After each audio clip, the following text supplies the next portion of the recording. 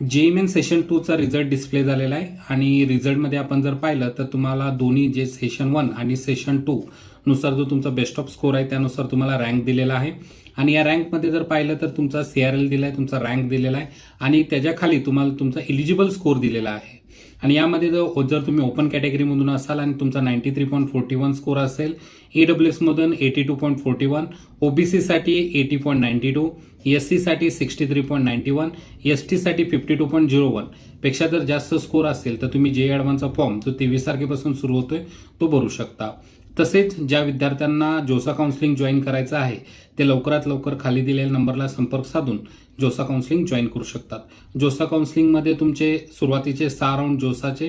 CSAPचे 3 round असे registration पासून confirm admission पर्यंतची संपूर्ण ऍडमिशन प्रोसेस ही श्री महालक्ष्मी ऍडमिशन काउन्सिलिंग सेंटरच्या माध्यमातून पूर्ण करून दिली जाते। धन्यवाद।